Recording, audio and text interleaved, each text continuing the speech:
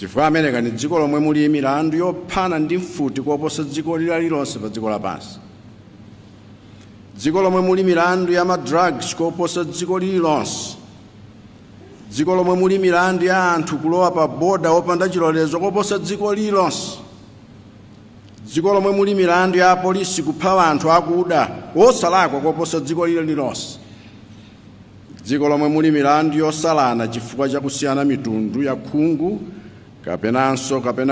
koposa dziko lililonse, ndipo lomwe muli milandu ya umbava yoposa 10 million pa chaka, yomwe ikutanthauza kuti ku America umbava umachitika 5 seconds iliyonse.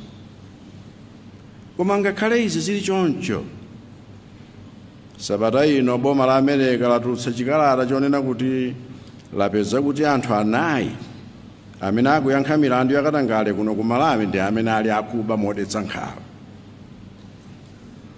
Ine ndamva zimenezo ngati miseke. Abale inu, ngati anthu 4 nawasuntha pa mipando kuti akayankhe milandu ku khoti, ndipo makhoti athu akuzilongosola zinthuzo motsatira malamulo komanso mosakakamizidwa ndi anthu andale, chifukwa choti boma la America lidumphe malamulo ndi makhoti nkumalowerera ndi kuweruza milandu yoti ili kale ku Anti-Corruption Bureau ndi ku khoti nchiyani?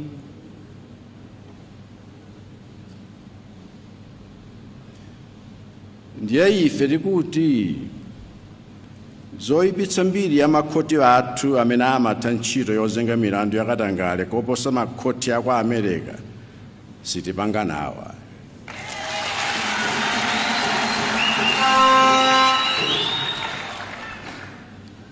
Koma anthu amalimba mtima chifukwa amationa ife tomwe Amalawi tikujijirika ndi nkhani zonyazitsa dziko lathu.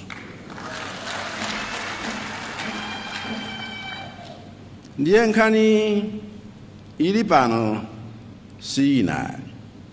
Lero tikuti tidziyamba ndi ife Amalawi kuyipatsa moto Malawi.